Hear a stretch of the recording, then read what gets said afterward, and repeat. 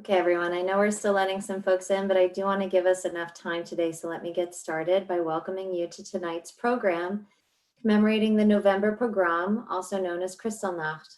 My name is Sarah Brown, and I am the Executive Director of the Center for Holocaust, Human Rights, and Genocide Education. And before I continue, I want to note that our center is housed on the territory of the Lenape people. For those of you who are new to Chhange, welcome. And for those of you who have been with us before, welcome back. Our center has worked for the past 41 years to promote the elimination of anti-Semitism, racism, and all forms of prejudice through innovative education about the Holocaust, other instances of genocide, and human rights. While our center remains closed because of the pandemic, we have gone fully virtual, providing over 30 programs at this point that have now reached over 30,000 people across 5 continents. Please visit our website, www.chhange.org, that's change with 2 H's, to learn more about our available resources that support virtual learning and teaching, view the programs that we have scheduled for the remainder of fall, and to schedule a virtual tour of our exhibit, Journeys Beyond Genocide, The Human Experience, which features the Holocaust, the Armenian Genocide, and the 1994 genocide against the Tutsi in Rwanda. A couple of quick housekeeping items regarding tonight's program. First, you will note that your audio is muted. It will remain muted throughout the program, but the chat feature is enabled. So please feel free to communicate with one another through the chat box. And at the end of the presentation, please feel free to also type your questions into the chat box. And at the end of the presentation, we will get to as many as possible, time provided. Before we begin, I'd also like to thank Chhange staff Nicole Rizzuto and Allie Evans and Susan Yellen for making tonight's program possible. A very warm welcome to Dale Daniels, who I will introduce in a moment, and an extra warm thank you to our program sponsor, the B'nai Shalom Foundation, Beth El Congregation, Torat El. Today marks 82 years since the November Pogrom, or Kristallnacht. 82 years ago in 1938, the Nazis, helped by many ordinary people, young and old, destroyed 267 synagogues and thousands of Jewish homes and businesses. And they deported 30,000 Jewish men to concentration camps. This event came to be known as Kristallnacht, or the Night of Broken Glass, because of the shattered glass that littered the streets after the vandalism and destruction of Jewish-owned businesses, synagogues, and homes. It is often commemorated over a 2-day period, November 9th and 10th. But we also commemorate November 11th because the violence continued as many Jewish men were arrested and deported on that day. Our program tonight commemorates the November Pogrom, and it shares the stories of 2 local survivors and dear friends of Chhange, Erica and Manny Rosenthal. Erica and Manny were children in 1938, and they experienced the pogrom.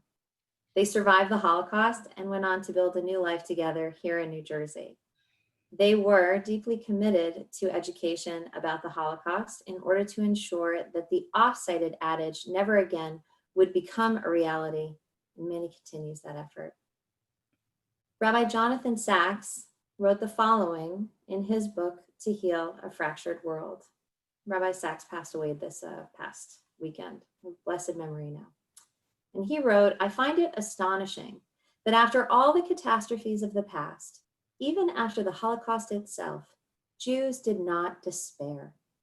He asked, where does the hope come from? And part of his conclusion was that a morality of hope lives in the belief that we can change the world for the better. It takes a great deal of courage to hope. Erica and Manny embody that hope, and the courage embedded in the lives they lived and the messages and stories we will hear tonight offer timeless lessons and examples for us to emulate. Now, it is now my pleasure and honor to introduce someone who really needs no introduction, Dale Daniels. Dale began volunteering with Chhange in 1995, and she joined the board of directors in 1996. Dale went on to become Chhange's first executive director in 2000 and led the organization for the next 19 years. Over the last few years, Dale has served as the project director for the exhibit Journeys Beyond Genocide, The Human Experience. Dale notes in her bio that her greatest privilege at Chhange has been to know, love, learn from, and work with Holocaust and genocide survivors, and to bring them to meet hundreds of thousands of students. And here she is tonight, weaving together historical narrative and audiovisual testimony to do that again, albeit this time virtually. Please join me in welcoming Dale. Now I'm going to mute myself and hand it over to you, Dale. Thank you. Okay. Thank you so much, Sarah, for that lovely introduction. And a second thank you to you and to Nicole, Susan Yellen, Karen Finkelstein, and Allie Evans for their assistance with this program. It is a great pleasure for me to be back at Chhange, and that is really where I am. I'm actually sitting in the Chhange Library, so it is a lovely, lovely night for me. But I am virtually with you for the program. I specifically want to welcome Manny Rosenthal to this event, and I thank you, Manny, for your many years of working with Chhange, sharing your personal history and your family with us. I welcome many of Erica and Manny's friends and relatives too. And as I say at every program that I'm at Chhange, I'm always happy to see old and new friends. And tonight I've seen that there are current and former volunteers and many members of Chhange. So thank you all for being here, and thank you for participating to learn about, discuss, and remember the November Pogrom of 1938 and its terrifying, life-changing impact on the Jewish communities of Germany, Austria, and the Sudetenland. Many of you know this event as Kristallnacht, the German for Night of the Broken Glass. Kristallnacht was the name given, as Sarah said, by the Germans, who were the perpetrators of the Holocaust against the Jews. We all know, or maybe it's new information for some, that the Germans used language as one of their many ways to dehumanize their victims. They said they exterminated the Jews. They referred to Jews as vermin. Holocaust scholars and educators do not use the language of perpetrators, and thus this event is now recognized as the November Pogrom. And of course, the word pogrom links this moment in history with the centuries of pogroms experienced by Jews across Europe, an important recognition of the pervasive persecution of Jews through history. So what is the November Pogrom? The November Pogrom was the first widespread violence against the Jews across the entire German Reich. And at that time, as you can see on this slide, Germany, Austria, and the Sudetenland, which was formerly a section of Czechoslovakia, are part of the German Reich in this point in time in 1938. You might notice another area to the left, a lighter yellow area, that is part of Germany. That just marks the Rhineland, which was a section that was to be demilitarized after the Versailles Treaty ending World War I. But by this point in time, the Germans have militarized that as well. As Sarah mentioned, most people observe or think of Kristallnacht on November 9th and 10th, which is indeed when physical destruction of property happened. However, arrests and violence against Jewish individuals continued through the 11th, and so we now mark it as a 3-day period. And while the German government, Hitler and Goebbels, as well as others, vehemently stated that this pogrom erupted spontaneously in the general population, it is clear by its organization and by the participation of members of the Nazi Party, Hitler Youth, the SS, that Nazi leadership gave direction to it. During the November Pogrom, hundreds of synagogues were burned, damaged, or destroyed. Who participated? Well, it may be a little hard for you to see, but if you look at this slide, in the bottom of the slide, you'll see some heads there watching. These onlookers, so to speak, were probably local residents who perhaps participated, who jeered, or stood silently by watching. But clearly others were complicit. Police and firefighters stood by with their equipment and watched the synagogues burn. carefully making sure that any nearby property owned by non-Jews was protected. Some of the synagogue structures were built of brick and other materials that are not easily burned or destroyed. In those cases, they made sure to destroy the interiors. And then, of course, they destroyed some sacred religious items, the Torah, prayer books, prayer shawls, etc. More than 7,000 Jewish businesses were looted and destroyed. Jewish property across the Reich was devastated. Over the 3 days of November 9th, 10th, and 11th, Jewish men, women, and children were terrorized. 91 Jewish men were murdered that day. More than 30,000 Jewish men were sent to concentration camps. Let's take a look at this image of Jewish men being deported in Baden-Baden, Germany. I'll give you a moment to observe the image.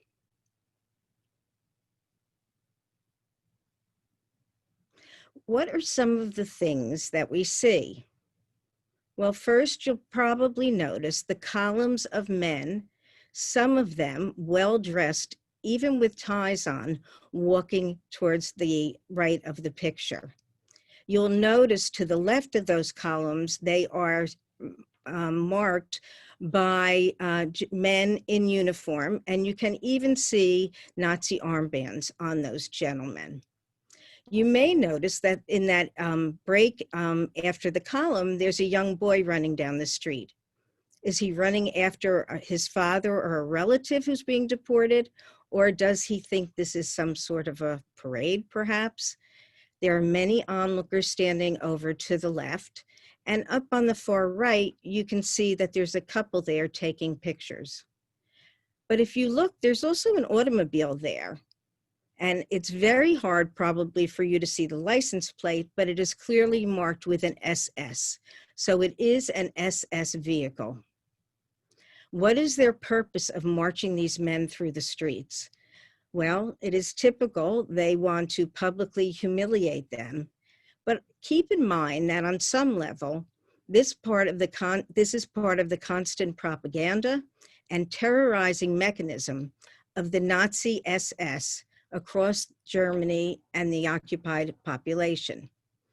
So just to be sure we're on the same page, I just want to give you some information about the SS, or the Schutzstaffel. That was originally established as Adolf Hitler's personal bodyguard unit, but it very quickly became the elite guard of the Nazi Reich, carrying out all security-related duties without regard for any legal restraint. By 1936, the SS overrode all existing law enforcement in the German Reich, and their responsibilities included the secret state police, or the Gestapo, criminal and order police, the concentration camp system, and eventually what is known as the solution to the Jewish question. Now let's look at this picture again, because there is historical documentation about it, and I'll fill you in about that. There were 60 Jewish men here being deported that included guests at the Baden-Baden spa. They were rounded up and marched through the town in columns. While they marched, SS men yelled to the German spectators, "Here are the Jews, do to them what you will." At this point in time, no hand was raised against them. When the Jews reached the synagogue, they were funneled up the staircase through a column of SS men and onlookers. And once they were seated inside in the sanctuary, they were forced to listen to Mein Kampf, read by one of the gymnasium professors, a Jewish gymnasium professor, from the lectern where the Torah scroll is generally read. Afterwards, the Jews had to rehearse the horse whistle song, which was the anthem, or one anthem of the Nazi Party, until they could recite it perfectly. 40 of these Jews were then deported to Dachau concentration camp, and the synagogue and its furnishings were destroyed. One interesting point, orders were handed down that before any synagogue was destroyed, their files and records were to be removed. Why? The Germans would then have the historical and personal records of all members of the synagogue that would facilitate them tracking German Jews. Following the pogrom, the German government imposed a fine of 1 billion Reichsmarks, equivalent to $400 million in 1938 dollars, on the Jewish community, and with orders as well to clean up and make repairs. Jews who had insurance on their property, they could not collect. Rather, the German government confiscated all insurance payments. So these are some of the numbers and information about the widespread destruction of Jewish life during the November Pogrom. But Holocaust history is not only about how many buildings and businesses are destroyed, or even numbers of people deported. More importantly, it is about the impact of these events on individuals victimized by it. So now let's go back and take a look at the November Pogrom from a much more personal perspective through its tragic and brutal impact on the lives of two Jewish German children, Erika Tichauer Rosenthal and Manfred Rosenthal. Before I speak about the Rosenthals, please know at Chhange, we have many survivors who lived through the November Pogrom. Gerard Blumenthal, as well as Liesl Spencer, Fred Spiegel, Ruth Knopp, all of blessed memory. Their personal histories and the personal histories of other survivors can be found at Chhange in our survivor suitcases, books, and of course our exhibit, Journeys Beyond Genocide, The Human Experience.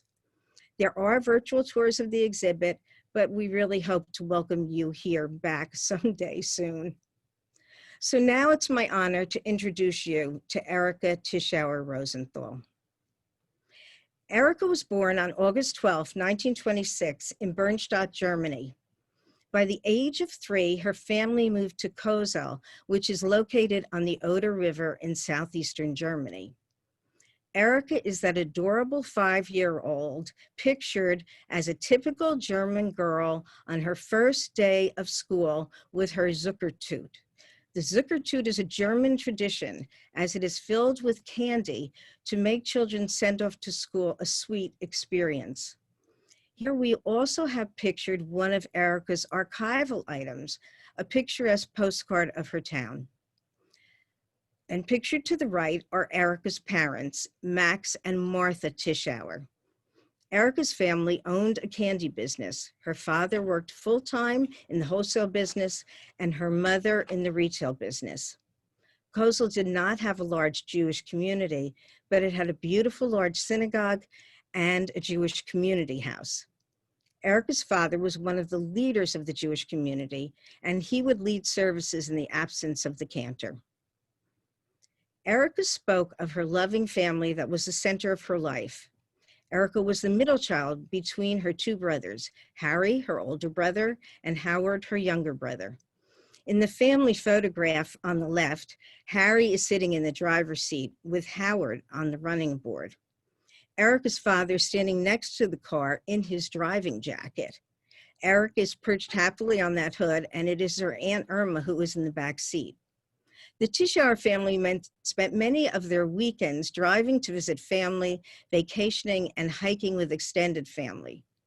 The photograph on the bottom featured some extended family members on an outing together.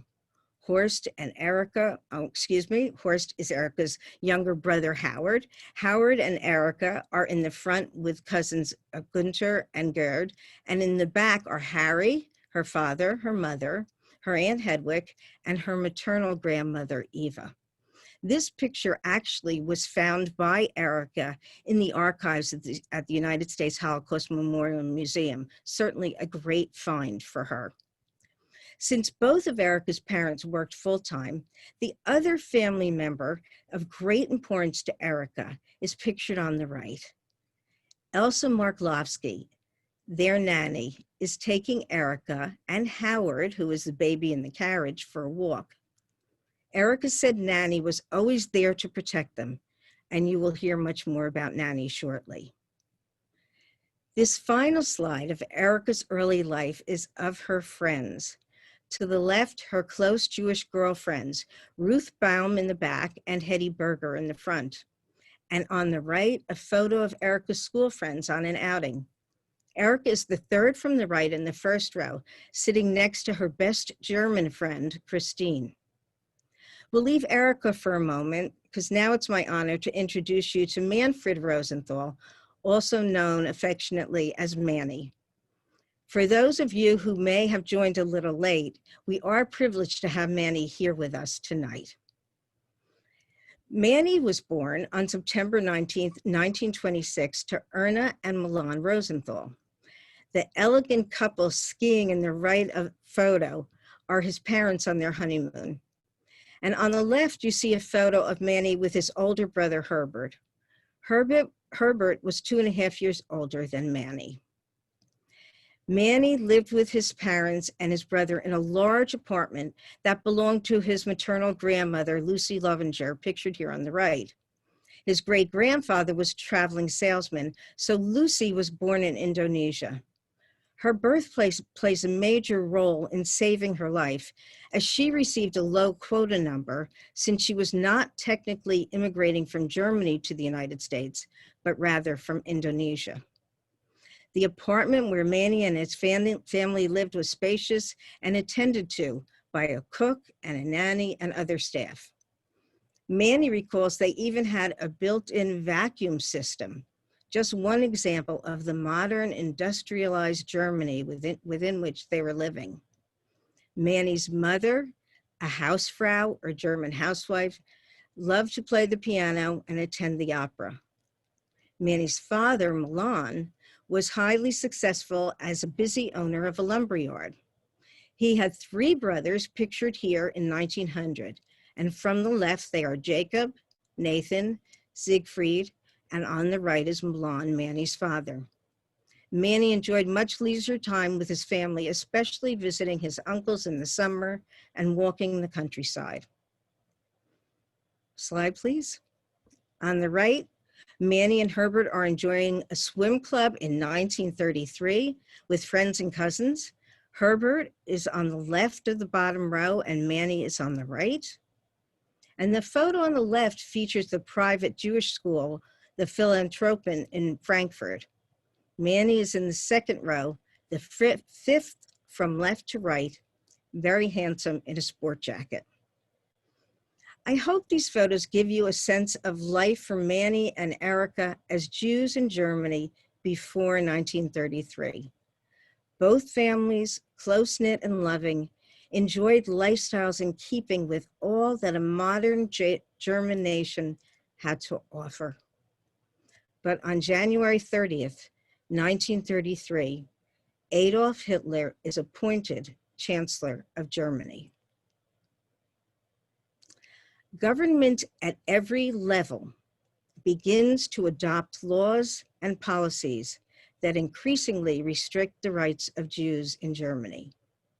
Within 10 weeks' time, the first legislation across the Reich is passed. The law for the restoration of the professional civil service, excluding Jews from civil service positions, which in Germany included teachers and entertainers. Laws against education of the Jews begin in April of 1933, first by just placing quotas on Jews in higher education, but eventually Jews are barred from the public school system. During the 1930s in Germany, as you can see from the headline on that slide, more than 2,000 national, state, regional, and municipal laws, decrees, and regulations would be implemented against the Jews, systematically taking away their rights, property, and citizenship, paving the way for segregation, escalating persecution, and eventually murder of the Jews.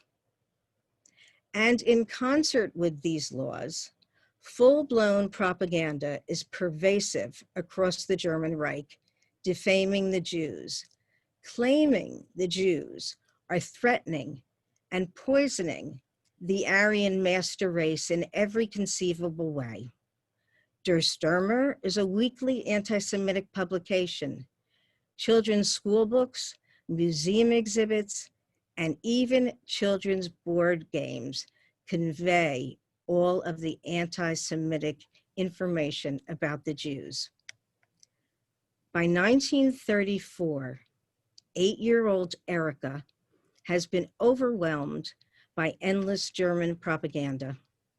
Let's listen as Erica remembers one experience from that time when Manny rescues her.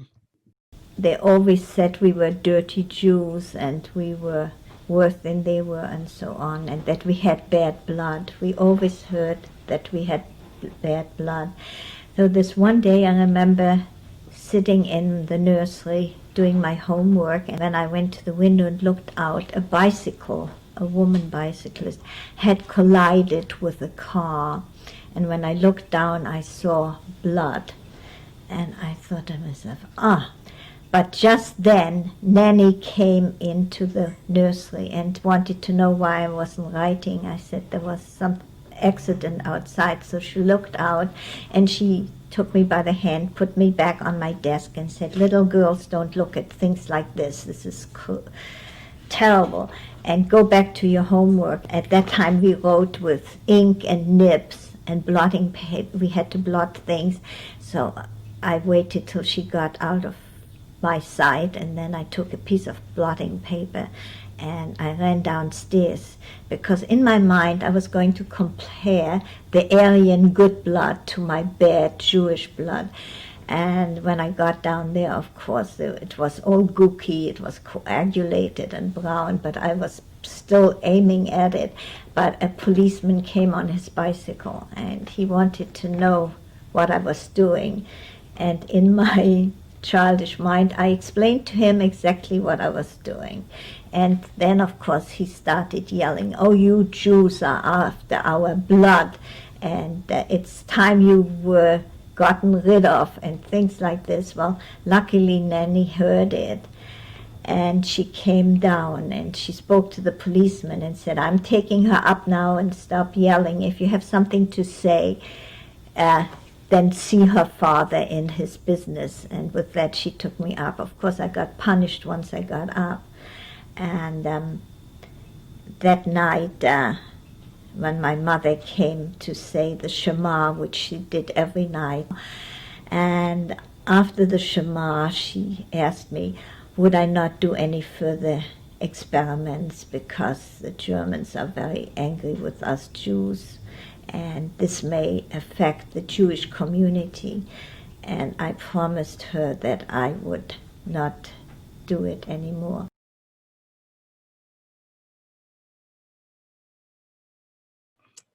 Sadly, shortly after this rescue by Nanny, Nanny could no longer work for the Tichauer family. On September 15th, 1935, the Nuremberg race laws were issued.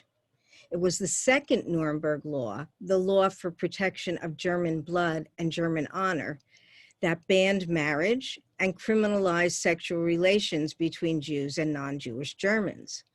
But it also forbade Jews to employ female German maids under the age of 45. For Manny's family as well, they no longer could have their household staff. The Reich Citizenship law, the first part of the Nuremberg laws, specified that only people of German or kindred blood could be citizens of Germany, denying German Jews their citizenship. Thus, it became urgent to define who is a Jew. A supplementary decree went into effect on November 14th, the same day the Nuremberg laws went into force. And this defined who was and who was not a Jew. Jews are no longer defined by their religion or their culture. They are now a race defined by birth and by blood. By 1938, the flood of anti-Jewish legislation has had a devastating impact on the lives of Erica and Manny and their families. The businesses of their fathers have been Aryanized. That is, the ownership was taken away from them and transferred to non-Jewish Germans. They are forced to move from their homes. Erica's family, having no income, moves into the Jewish community house next to the synagogue. They sell many of their possessions to buy food and other necessities. Manny's family is also forced to move from their home because Jews may not live in his building where they've lived for decades because an SS man resides there. They are forced to move into smaller quarters, but then a policeman in that building objects to their residence. And so finally, after their third move, they have a new, much smaller home. And very fortunately for the Rosenthals, they too have a rescuer assisting them.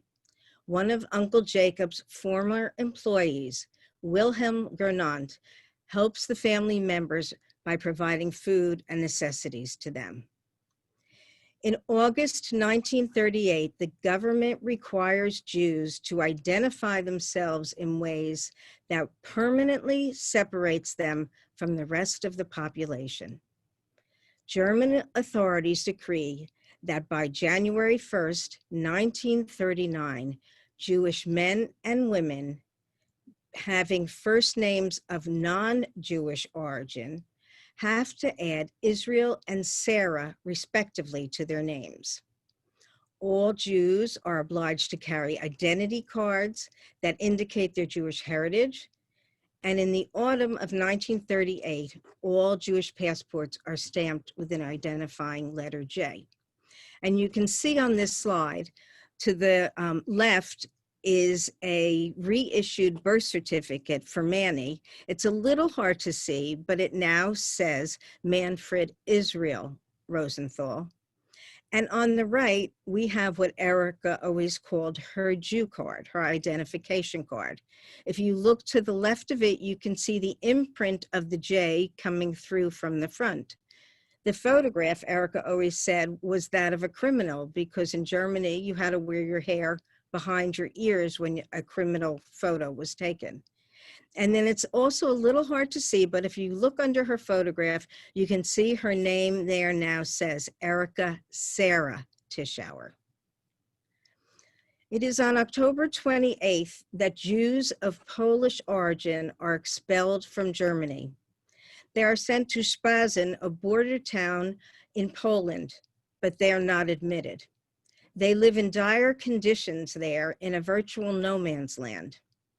When an emotionally distraught Herschel Grynszpan, age 17, learns of his parents' situation there, he reacts by assassinating Ernst von Rath, who was a German embassy official in Paris.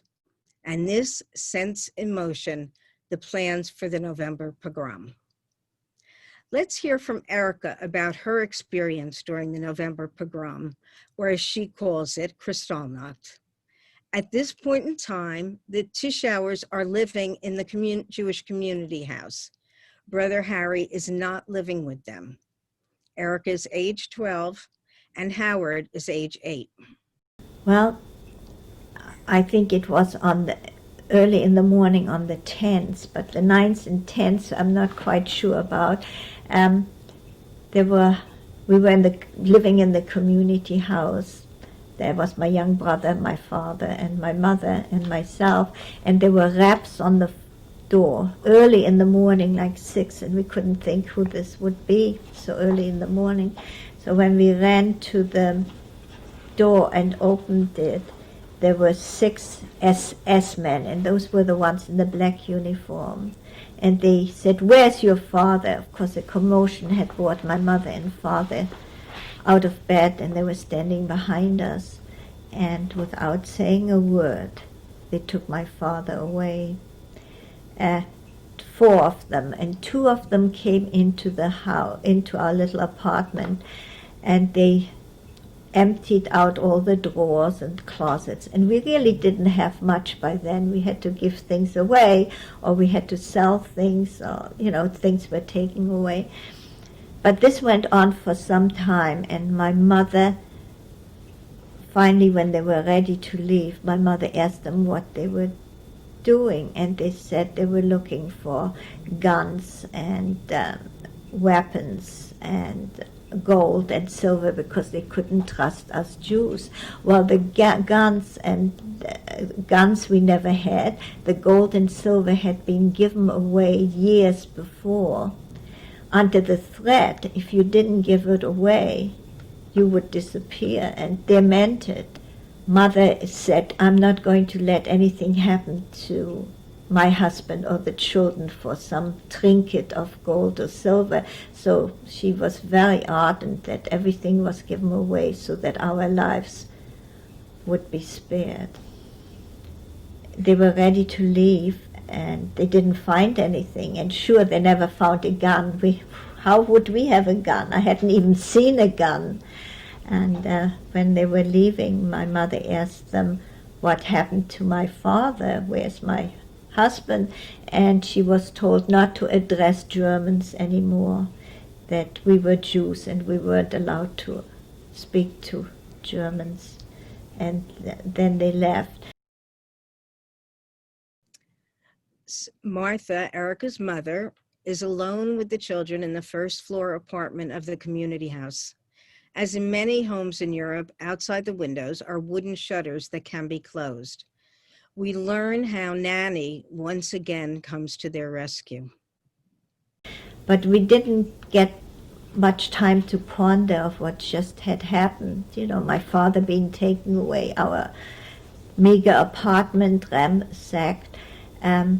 We could hear windows breaking and shouts outside, and luckily we were on the main floor and there were outside shutters. My mother, between the rocks coming in, closed the shutters fast. But then the windows were mostly broken already, and then we just heard the thumps of the stones or whatever they were throwing against the wooden shutters. And people were jeering outside and yelling nasty things about Jews and so on. And we were absolutely we had no idea what was happening. We thought this is surely the end. And this was going on for a while when we heard knocks on the door. And we really were afraid to open the door.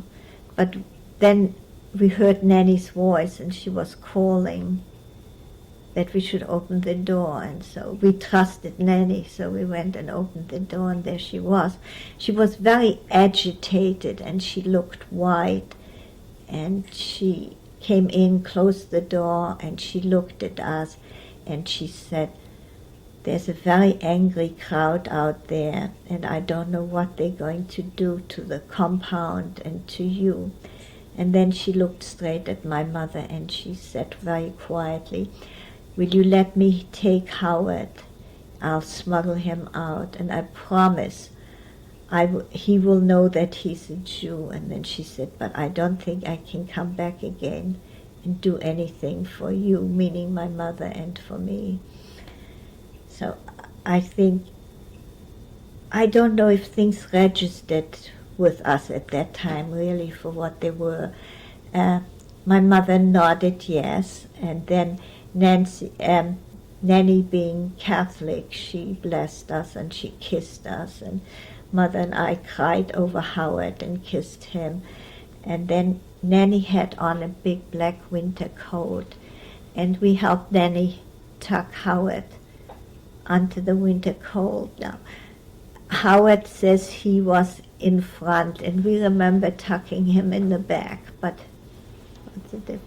she got Howard out. How did Erica's mother have such presence of mind? Her husband has been taken away. There is violence outside their home. She lets Nanny take her son to a safer place. Now she decides that the first floor of the building is not safe and that they should go and hide in the attic of the community house. And when we got up in the attic, then we could really see what was happening outside. And we saw that just as we got up there, somebody had climbed on the dome of the synagogue, and they were sawing off the Magen David, the Star of David. We saw that from the window, and we also saw that all kinds of people were going into the synagogue, and they were carrying all kinds of fluids and ropes and all kinds of things, and we couldn't for a while think what was going on. And then we saw them bring out the Torahs, and they were throwing them all over the yard. And I remember looking down, and I saw those ugly black boots stepping all over the Torahs. Then we saw little bonfires being made, and they were pouring some liquids on them, and there were the prayer shawls, because in our synagogue everybody had their prayer shawl in the entrance as you went in. And we saw them carry out prayer books, and we saw them bring out pieces of pews. They must have hacked them up, and they were throwing them jubilantly on these bonfires. They were having such a good time. And we watched all this. Erica and her mother realize that there are explosives at the synagogue and decide that they must sneak out of the community house. They ultimately escape to the apartment building where the Bergers live, thinking that because it is a building where both Jews and non-Jews live, it will be a safer place. They find other Jewish women and children at the Bergers. As the children fall asleep in one of the bedrooms, they are suddenly awakened by piercing screams and knocks at the door. The women and the children are forced down into the lobby and made to sit in a circle by the SS. The screams are coming from the Hahn family. Mr. Hahn is not Jewish, but he is married to a Jew. He is severely beaten and lies at the foot of the stairs. And then we could only hear women's screams, and I still hear those screams sometimes in my nightmares. And then the two women came down, and they were beside themselves screaming, and there were also the SS behind them, and they were put in the circle next to us, and they were told that if they didn't stop screaming, they would be shot, and pistols were drawn at them. We saw the SS holding the pistols to them, and they sort of quietened down. There was no sound, and the bundle on the floor was listless, and I think he must have been dead because there was no movement anymore, anything, but there was still some blood there. And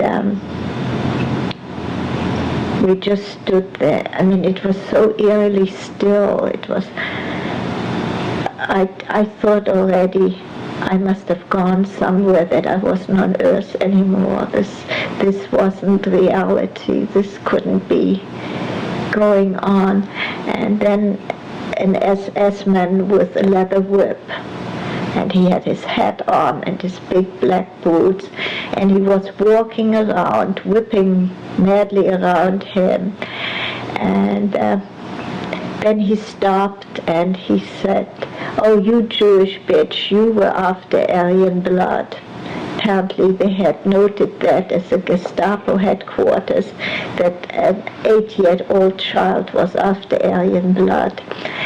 And then I just felt a sort of sensation on my back, and I think I vomited, and I don't remember anything else.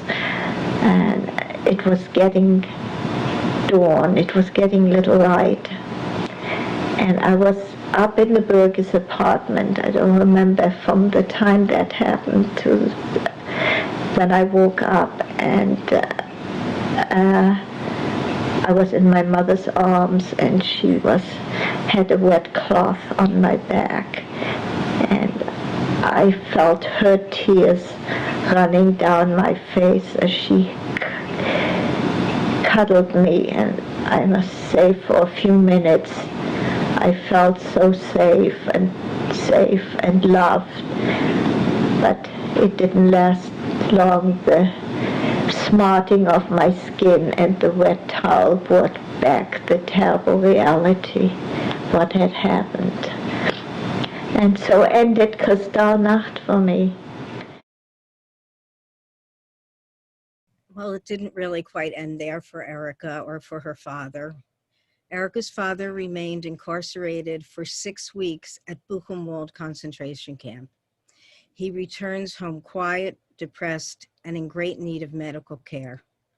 Yet, for them, that's a better outcome than for some of their friends. Erica's friends' fathers do not come home at all.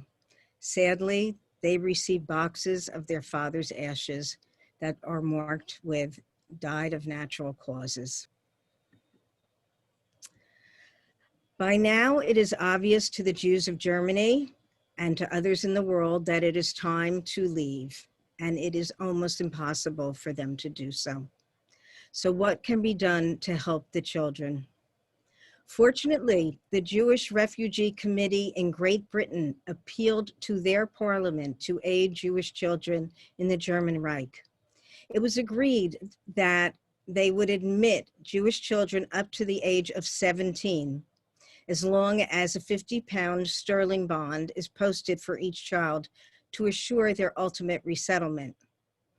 And a side note, in February of 1939, in a bipartisan effort, a United States Democratic Senator, Robert Wagner, and a Republican Congresswoman, Edith Nourse Rogers, proposed legislation to admit 20,000 Jewish children under the age of 14 over 2 years.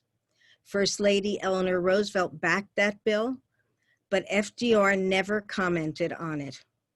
Since 66% of Americans polled in January of 1939 opposed expanding immigration to aid these Jewish children, the Wagner-Rogers bill never made it to a vote.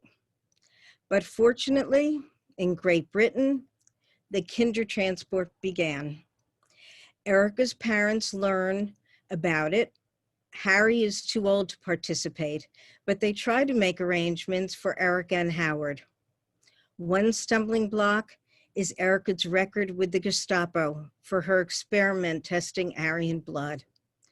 But finally, in May of 1939, they received the letter giving Erica permission to leave. Manny comes to say goodbye, and a precious photo is taken of her with her beloved Tichauer children, and you can see that on the right. And in the center is a final portrait of the Tichauer family, mother and father, Howard, Harry, and Erica. Erica gathers messages from family and friends and loved ones in 2 precious autograph books, now housed in Chhange's archives and on display in Journeys Beyond Genocide exhibit. Here are 2 pages from her parents. On the left, we see her mother's page, which says, nothing to the eye is as beautiful as the truth of inner self. To my loving daughter, Erica, with heartfelt love from your mother, Kozel, May 16th, 1939. And from her father, a person must want the good and beautiful. The rest belongs to fate. To my loving daughter, Erica, words of advice on her separation from her parents' home to go to England. Your loving father, Kozel, May 16th, 1939. Erica, age 12, and Howard, age 8, leave their home and travel with their father to Berlin. As they board the train, they are blocked by the SS from saying goodbye to their father. Max and Martha Tichauer send their children off alone to England, knowing that their Jewish children are safer anywhere alone other than in Germany with their parents. Slide.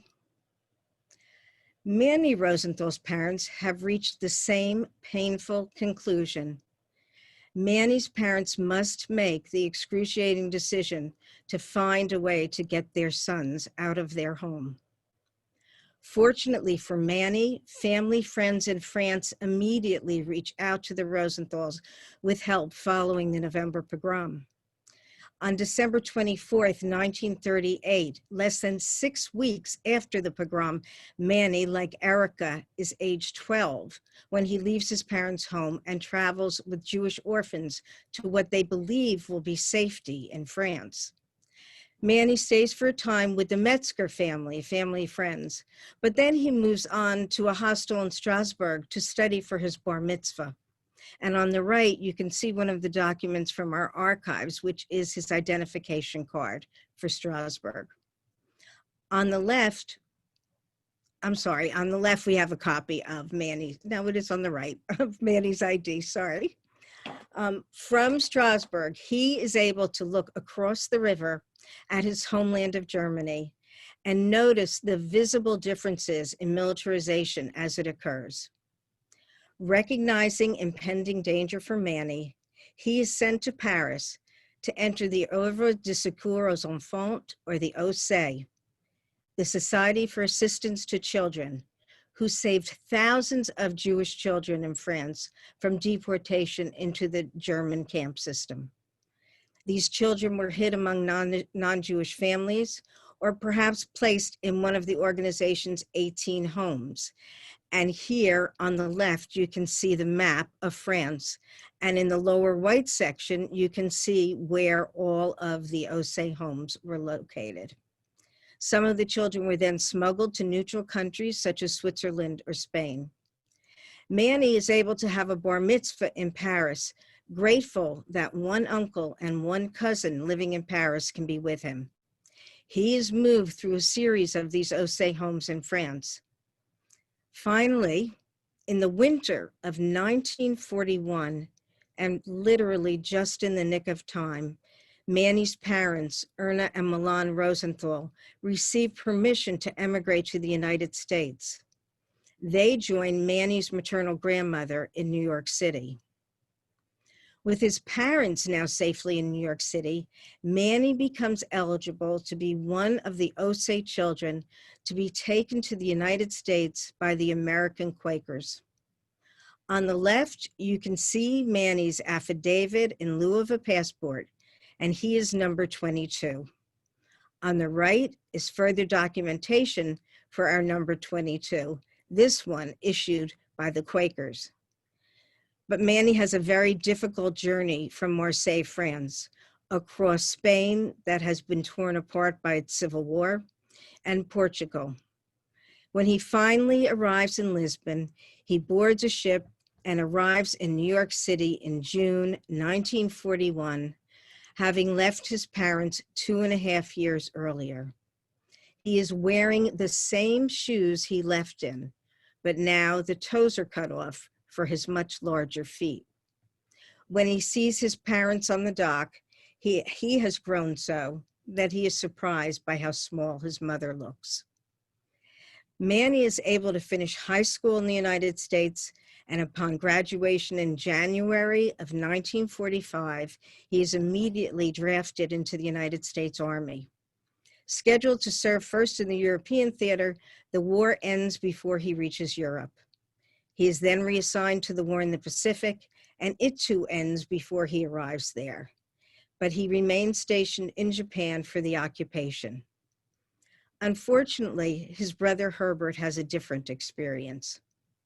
Manny's older brother, Herbert Rosenthal, is able to secure a place on the Kindertransport, leaving home in January 1939 at the age of 14.5.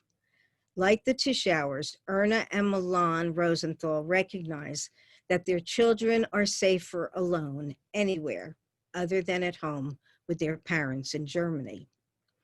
When Herbert turns 16, Great Britain is at war with Germany, and now Great Britain considers him an enemy alien. He is sent on the British ship, the HMS Dunera, to internment in Australia. Remaining there for 2 years, he is increasingly despondent, and so he requests to return to England to join the Jewish Brigade. in October of 1942, we got a telegram that my brother had been killed. He couldn't come from Australia to the United States because of red tape. That the Australians said, you came from England, you got to go back to England. We won't let you go to America. So he decided to enlist in the Pioneer Corps, which was some kind of a Jewish corps attached to the English army. And in order to do that, he had to go back to England. And there were about 40 of them that decided to do that. And on about 300 miles off the Irish coast, the ship was torpedoed. And apparently most of them were sleeping at the time below deck. There were only a few people on deck, and everybody was lost except those people that were on deck. And that was a terrible blow to my parents.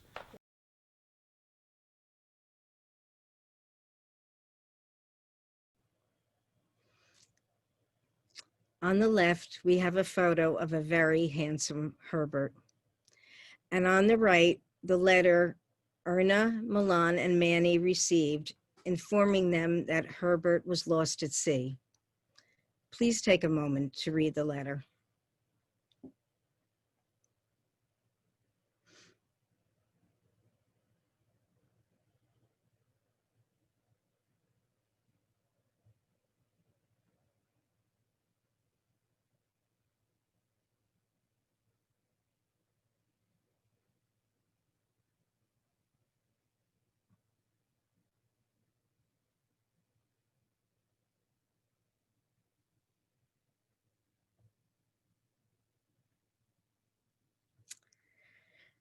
And Erica. Well, Erica and Howard arrive in Great Britain on the Kinder transport, and their first placement is a very difficult one for them. Erica, speaking no English, takes Howard and travels across London to Bloomsbury House, where new living arrangements are made for them. They now live with Mr. and Mrs. John Perrins in Surrey, England. This is a very successful placement, as you can see in the photo on the left, and that's Howard and Erica with John Perrins behind them. Erica and Howard receive a communication from their parents via the Red Cross.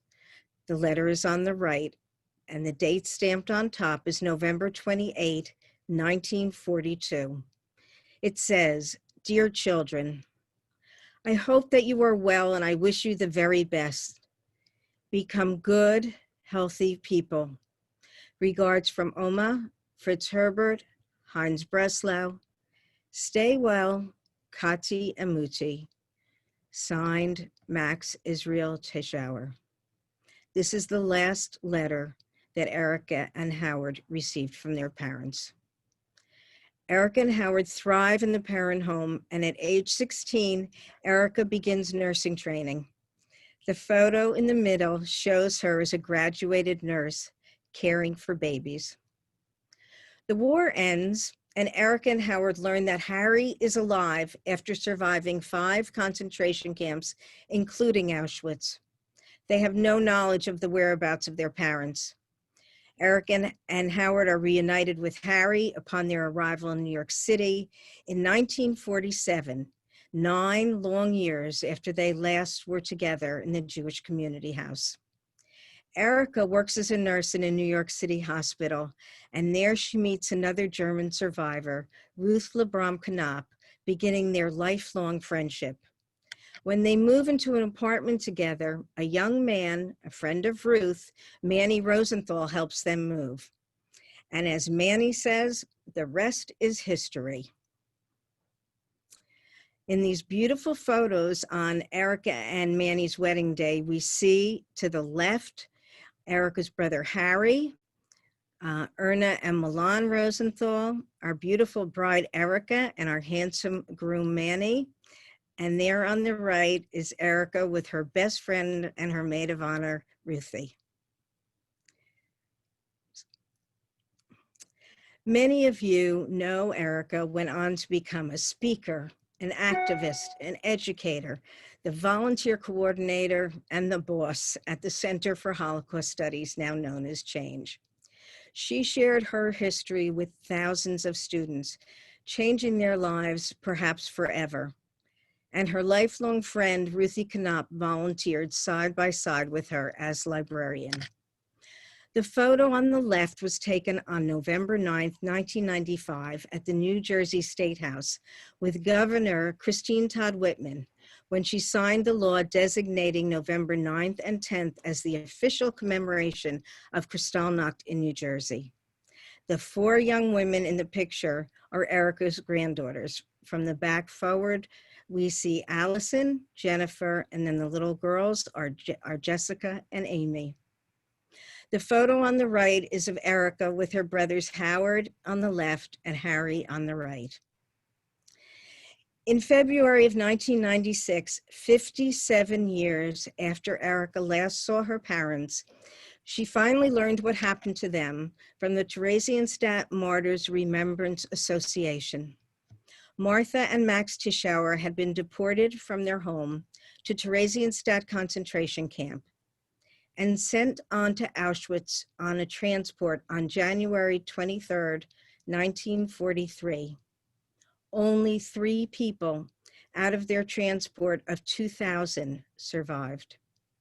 Although their exact cause of death is unknown, it is assumed that they died in the gas chamber at Auschwitz. Erica also learns at this time that her childhood Jewish friends, Henny Berger and Ruth Baum, were both murdered during the Holocaust. Erica and Manny lived in Middletown, New Jersey, where they raised their 3 boys, Herbert, Michael, and David. Manny went on to become a highly successful, talented engineer at Bell Labs, and their family grew. Sadly, and so painfully for all, their oldest son, Herbert, died suddenly on a vacation, celebrating his 25th anniversary with his wife, Nancy. For many years, Manny did not consider himself a survivor. Fortunately, as he retired, he began to share his history with students and in a curriculum suitcase for Chhange. And he shared his history with the Shoah Foundation. Let's hear some thoughts from Manny about the Holocaust. It's very hard to leave your family, and we should always remember that the family can be lost very easily, and that even if we're very comfortable, Jews never seem to know what can happen to them next.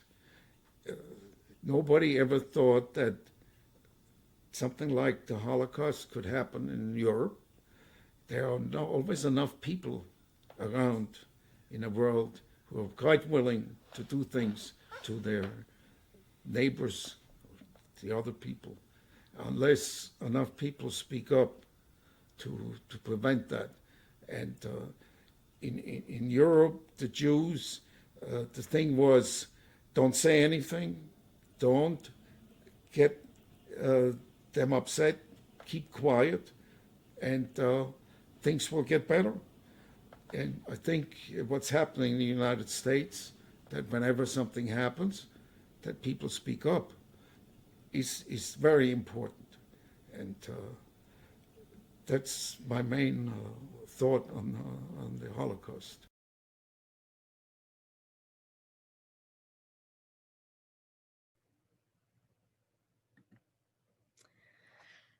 Erica and Manny's lives were changed forever by the November Pogrom.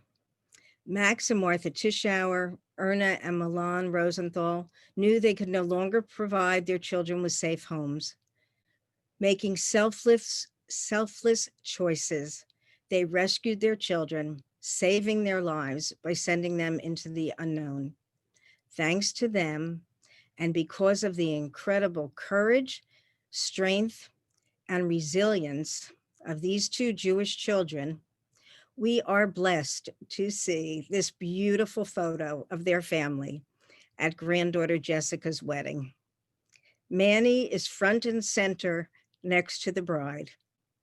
We are so happy to have Manny and most of the family here tonight with us on Zoom. Sadly, we lost Erica in July of 2013. But we'll end tonight with some of Erica's words as read by her youngest granddaughter, Amy Rosenthal. I, Erica Tichauer Rosenthal, am a Jew. I live freely as a proud citizen of the United States of America. Freedom brings an awesome responsibility. It must be guarded against all evil. We must remember the Holocaust. We must teach others to remember. We must honor those memories, for if we forget, it will surely happen again. I have lived a terrible nightmare. Now I dream a wonderful dream that all children everywhere live with their parents in secure homes and the world will be at peace.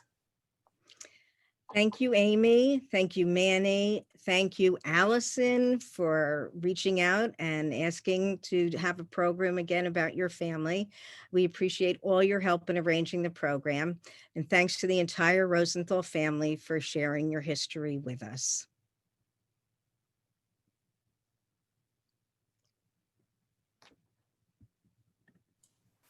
And thank you, Dale, for taking us on this journey and for bringing their stories to life virtually, which is no small feat. The fact that you managed to weave in the audiovisual testimony and the stories and the anecdotes, that was really beautiful.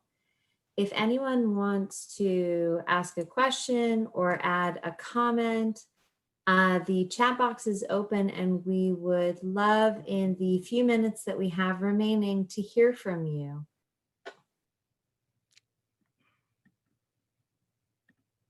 I'm also happy to exercise a little bit of executive privilege because I have a question, which is, Dale, what's your favorite memory of your time with Erica and Ruthie, since they were quite the pair in the office? For me, I mean, I'm relatively new to Chhange, and so I hear these stories. I love these anecdotes.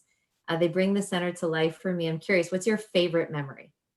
Oh gosh, Sarah, there are so many. I think, you know, I was fortunate to be a volunteer for 5 years with the two of them and just working with them. And they were both, you know, anybody who saw my desk when I was here knows I was not the most organized person, but boy, they were the most organized people. And they were always after us. Everything had to be neat and clean and organized, and they ran it so well. And they truly loved all the volunteers, and Erica was the master at just creating the perfect task for every volunteer, which is not an easy thing to do. So Ruthie grew this library from, it was 300 books when she took it over and 4,000 when she stopped working. So they both just, they added so much. They were the heart and soul of Chhange for a long time.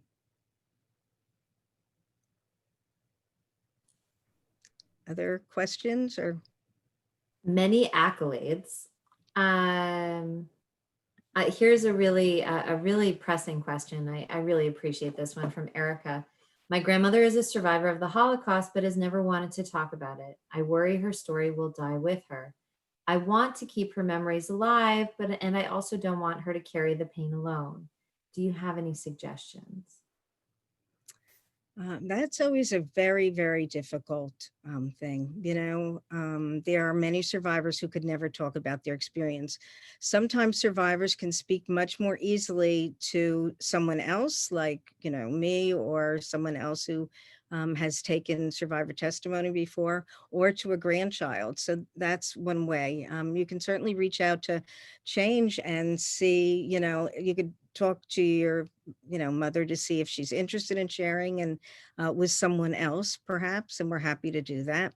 I will also tell you that I know there have been some children of survivors who've been extremely successful in gathering the history, even though they couldn't get it directly from their parents. And we can give you some more information about that as well. I also, to piggyback on that, we're going to be putting together a program for our gens in the winter, around February is the plan.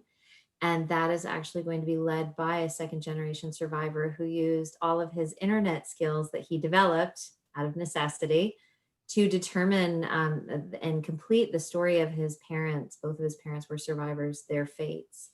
And so we'd be happy to link you with him or to help out in any way, shape, or form. Now there are all these wonderful comments. Oh goodness. Is Ruthie still with us? Dale, if you want to answer that briefly. Yeah, unfortunately, Ruthie died several years before Erica did. So no, she is no longer with us either. But they both live on. You know, we are so fortunate to have. They passed on their family photos. They passed on their precious, precious keepsakes we have here in the Chhange archives. We have them in the exhibit. We have their testimony. And so we love going out to schools with our suitcases or to speak about them and share their incredible, incredible stories. This was just a small capsule of Manny and Erica's story. There are so many more moments that, you know, just not enough time. And same with Ruthie, just really wonderful moments of their strength and resilience. And it's great history for kids to hear. It really resonates with them and it really empowers them. You know, we have kids say, gosh, if they could survive that, I can survive, you know, school, bullying, etc. So. And I want to flag that Dale had the great presence of mind and foresight to start putting a lot of those stories online before I came on board. And since then, we've done a lot of work to make these resources available virtually. And that is something that we're going to continue because of the necessity of the pandemic, because so many teachers need those virtual teaching and learning and teaching aids. And so if anyone needs access to those resources, we're also happy to share them out. Here's a question that I can answer. Can this Zoom be viewed again? I wish to ask the adult children to join us. First of all, it's a wonderful idea. I'm so glad you're thinking to do that. Yes, we will be providing a recorded version of this program and we will be sending it out to everyone who registered. And then we will be posting it on our YouTube channel, which is Chhange BCC, Brookdale Community College. And there you can also see recordings of over 30 different programs that we have put on since going virtual in March. I have to say, Dale, most of these are not questions. They're just accolades and really warm memories and comments, which we also really appreciate. I'm so glad everyone's using the chat box and chiming in.